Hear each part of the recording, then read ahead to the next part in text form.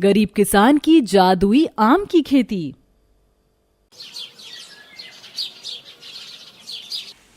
बहुत ज्यादा गर्मी हो रही थी और गांव के सभी लोग गर्मी के कारण अपने घरों में आराम कर रहे थे। तभी गांव के कुछ लोग अचानक से खेतों की तरफ भागते हुए नजर आते हैं।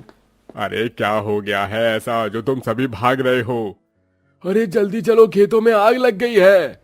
ये सुनते ही दुर्गेश के पैरों तले जमीन खिसक जाती है और वो भी सभी किसानों की तरह भागते हुए खेतों में पहुंच जाता है। जहां वो देखता है कि एक खेत में आग लग जाती है। वो उस खेत के पास जाता है। हे भगवान, ये क्या हो गया? मेरे खेत जल गए, पूरे साल भर की मेहनत बर्बाद हो गई। अरे अब मैं क्या करूं? कितनी मेहनत से मैंने आम की खेती की थी और एक भी पेड़ नहीं बचा। अरे महेश, अपने आप को संभालो।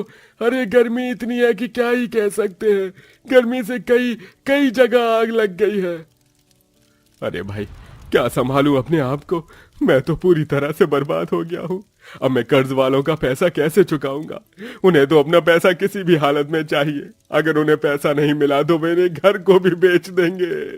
पूरे गांव में केवल एक महेश ही नहीं, और भी कई सारे किसान थे जिनकी गर्मी के कारण खेती जल गई थी और कुछ की फसल खराब हो गई थी। ये सब दुर्गेश देखकर बहुत परेशान हो जाता है, क्योंकि 2 खेत छोड़कर उसका खेत भी वहीं पर था।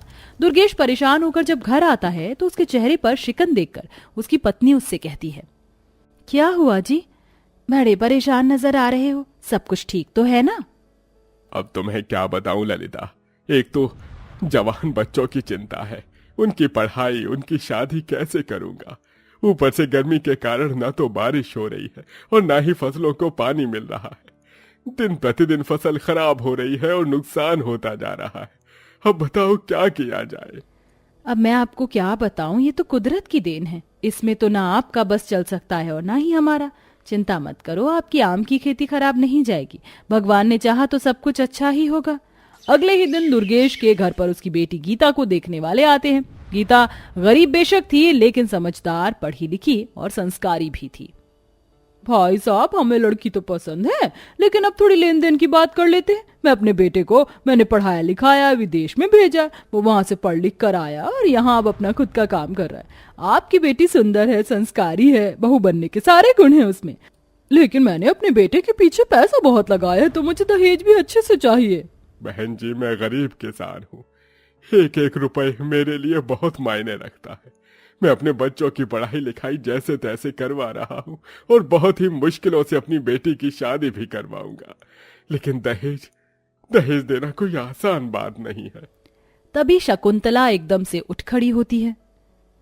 जब दहेज देने की औकात नहीं है तो क्या यहाँ मुझे टाइम पास के लिए बुलाया था? चल कृष्ण, इन लोगों के बस की बेटी बिहानी नहीं है। शकुंतला अपने बेटे कृष्ण के साथ वहां से चली जाती है। उसके जाने के बाद ललिता अपने पति से कहती है, अजी आपने ये क्या किया? इतना अच्छा खासा रिश्ता था। अरे कह देते कि जब आम की खेती का मुनाफा होगा तो आप अच्छा खासा दहेज दे देंगे। ललिता, तुम समझती क्यों नहीं हो? मेरा बेटा भी है और 2 बेटियां भी हैं। अरे बड़ी बेटी की शादी के बाद मुझे बेटे की पढ़ाई और छोटी बेटी की पढ़ाई भी तो देखनी है। ऐसे ही रहा तो कर ली तुमने अपनी बेटी की शादी। जा गीता, अपनी सहेली का सूट उतार कर उसे दे आ। वे लोग इतने गरीब थे कि जब गीता को कोई देखने आता तो उसे अपनी सहेली का सूट मांग कर पहनना पड़ता। ऐसे ही उनके गरीबों के दिन चल रहे थे। कभी घर में राशन खत्म तो कभी घर में खाने को एक दाना नहीं। लेकिन इन सब के बीच में दुर्गेश एक बहुत दयालु इंसान था। वह जब भी किसी को मदद की जरूरत पड़ती थी तो वो हमेशा मौजूद खड़ा रहता। इसी के चलते जब दुर्गेश अपने खेतों पर जा रहा होता है तो वहां देखता है कि गर्मी से उसके भी आम के पेड़ों में आग लग गई थी। एक बूढ़ी औरत उसे बुझाने की कोशिश कर रही थी। हे भगवान, ये क्या हुआ? ये तो अनर्थ हो गया। मेरा भी खेत जलकर राख हो गया। अब मैं क्या करूंगा? अरे मेरी बेटी की शादी कैसे होगी? मेरे बच्चे आगे कैसे पढ़ेंगे? कर्ज वालों का कर्ज कैसे जाएगा? दुर्गेश अपने खेतों को जलता हुआ देखकर फूट कर रोने लगता है। पूरे खेतों में मात्र एक ही पेड़ बच पाता है जिस पर रसीले आम लगे होते हैं। तुम्हारा तो पूरा खेत जल गया, लेकिन इस पेड़ पर आम लगे हैं। मुझे बहुत जोरों से भूख लगी है, क्या मैं ये खा सकती हूँ? हाँ माँ, क्यों नहीं? कम से कम ये आम के पेड़ किसी काम तो आएंगे। दुर्गेश पेड़ पर चढ़कर बहुत सारे आम तोड़कर बूढ़ी औरत की झोली भर देता है। ये आम ले जाओ अम्मा, इन्हें खा लेना। दुर्गेश के इतना कहते ही वो बूढ़ी औरत एक देवी के रूप में बदल जाती है। वो देवी अपनी झोली में वो सभी आम लेकर खड़ी होती है। अपने सामने साक्षात देवी को देखकर दुर्गेश हैरान रह जाता है। मुझे अपनी आंखों पर यकीन नहीं हो रहा, साक्षात देवी माँ मेरे सामने खड़ी है। माँ, आपने मुझे दर्शन दिए, मैं तो आपका बहुत आभारी हूँ। सब कुछ खोने के बाद भी तुम्हारे अंदर दया भावना खत्म नहीं हुई। तुमने अपने सारे आम के पेड़ गंवा दिए और जो बचा हुआ था वो भी तुमने मुझे दे दिया।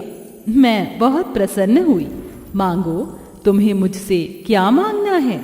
नहीं देवी माँ, मुझे कुछ नहीं चाहिए। आपके दर्शन हो गए, यही मेरे लिए बहुत बड़ी बात है। ये सुनकर देवी माँ और खुश होती हैं, जिसके बाद वो आसमान में उड़ते हुए अपनी झोली में भरे हुए आमों को चारों तरफ फेंक देती हैं, जिससे वो सभी आम खेतों में जगह जगह जाकर पेड़ के रूप में रुक जाते हैं और खेत पहले की तरह आमों से भरा हुआ हरा भरा हो जाता है और वो आम भी बहुत ज्यादा रसीले होते हैं। अरे ये तो चमत्कार ही हो गया, देवी माँ की जय हो। आपने तो मेरी सारी परेशानी ही दूर कर दी। चिंता मत करो दुर्गेश, अच्छे लोगों के साथ अच्छा ही होता है, उनके साथ कभी बुरा नहीं होता। इतना कहकर देवी माँ वहां से चली जाती हैं। इसके बाद दुर्गेश बहुत खुश होता है। वो भर भर टोकरियां आम ले जाकर अपने घर ले आता है। अजय बेटा, अब तुम्हें मेरे साथ थोड़ा सा काम करवाना होगा। मेरे साथ शहर चलकर ये सारे आम बेचने होंगे। हम बहुत सारा पैसा कमाने वाले हैं बेटा। अपने ही खेतों के इतने रसीले रसीले आम देखकर घर में सभी हैरान रह जाते हैं। पिताजी, हमारे खेतों के आम तो लग नहीं रहे हैं। ये कहीं आपने आम चुराए तो नहीं है? अरे बेटा, तू ये कैसी बातें कर रहा है? क्या तू अपने बाप को नहीं जानता? मैं ऐसा नहीं हूँ। ये तो मुझे देवी माँ के आशीर्वाद के चलते मिले हैं। देवी माँ ने आज मेरी बहुत बड़ी मदद की। मेरा पूरा खेत जल गया था। आज उन्हीं के जादू से मेरा आम का खेत हरा भरा है। और वो कोई मामूली आम नहीं, बल्कि जादुई आम है। जहां से भी एक आम तोड़ो, वहीं पर से आम उगाता है। लगता है तुम्हारे पिताजी बुढ़ापे में सठिया गए हैं। इनकी बातों पर ध्यान मत दो, अपना खाना खाओ। अगर तुम लोगों को मेरी बात पर जरा भी विश्वास नहीं है तो चलो मेरे साथ खेतों में चलो और देखो हमारे खेत में कितने रसीले रसीले पीले पीले आम हैं। अगर पिताजी कह रहे हैं तो चलो देख कर आते हैं। दुर्गेश अपने पूरे परिवार को अपने जादुई आम के खेतों में ले आता है, जहां वो उन्हें आम तोड़कर दिखाता है। जैसे ही वो आम तोड़ता है, वहां पर आम अपने आप उगाता है। ये तो आम की जादुई खेती है। मुझे तो विश्वास ही नहीं हो रहा जी, अपनी आंखों पर। इसका मतलब है आप सच कह रहे थे। हाँ भाग्यवान, मैं सच कह रहा था। अब तो हमारी गीता की शादी होगी। मेरा बेटा अजय पढ़ लिख कर कलेक्टर बनेगा और मेरी छोटी बेटी आरती, वो पढ़ाई लिखाई करके डॉक्टर बनेगी। पूरा परिवार बहुत खुश था, लेकिन गांव में जब ये सब महेश देखता है तो उसे दुर्गेश से जलन होने लगती है। इसके खेत में तो मैंने आग लगा दी थी, फिर पूरा खेत हरा भरा और रसीले आमों से कैसे खड़ा है? आज फिर मैं इसके खेतों में आग लगा दूंगा या फिर सारे के सारे आम ही चुरा लूंगा। महेश ऐसा सोचकर वहां से चला जाता है। रात का समय होता है। दुर्गेश अपने परिवार के साथ अपने घर पर आराम से चैन की नींद सो रहा था। तो वहीं रात के समय महेश पूरे गांव के सोने के बाद दुर्गेश के खेतों में जाता है और वहां पर जाकर आम तोड़ने की कोशिश करता है। अरे सारे आम जला दूंगा तो इतने रसीले आम का स्वाद कैसे लूंगा? थोड़े से आम खा लेता हूँ, भूख भी बहुत जोरों से लगी है। जैसे ही महेश आम तोड़ता है, आम के चलते उसके हाथ जलने लगते हैं। आई आई आई आई आई आई आई, अरे कोई मुझे बचाओ। आई आई आई, अरे मेरे हाथ जल रहे हैं। अरे कोई मेरी मदद करो। तभी खेतों के अंदर से एक आवाज आती है। बुरे लोगों के साथ ऐसा ही होता है। जो लालच करते हैं उन्हें कभी भी मीठा फल खाने को नहीं मिलता। इसीलिए लालची लोगों को लालच नहीं करना चाहिए। ये सुनते ही महेश डर के मारे वहां से भाग जाता है और अगले ही दिन सुबह दुर्गेश अपने बेटे अजय के साथ मिलकर सारे आम शहर में सप्लाई कर देता है, जिससे बहुत सारा मुनाफा होता है और इसी के चलते वो शकुंतला से अपनी बेटी के रिश्ते की बात को तय कर देता है। बहन जी, अब मैं अपनी बेटी की शादी में इतना सारा दहेज दूंगा कि आप हमेशा याद रखोगी। बस मेरी बेटी को खुश रखना, उसे कभी कोई दुख ना हो। अरे हाँ, चिंता मत करो, हमारे यहाँ तुम्हारी बेटी हमेशा खुशी रहेगी, ये मेरा तुमसे वादा है। अब दुर्गेश अपनी बेटी की शादी बड़े धूमधाम से करता है और उसे साथ में बहुत सारा दहेज भी देकर अच्छे से विदा करता है। वहीं गीता अपने ससुराल में आकर खुशी खुशी रहने लगती है। तो इधर उसकी छोटी बहन आरती और अजय दोनों की पढ़ाई के लिए दुर्गेश उनके कॉलेज में उनकी फीस भर देता है। बहुत जल्द वो भी पढ़ लिख कर कलेक्टर और डॉक्टर बन जाते हैं, जिसके चलते अब दुर्गेश खुशी खुशी अपने परिवार के साथ रहने लगता है।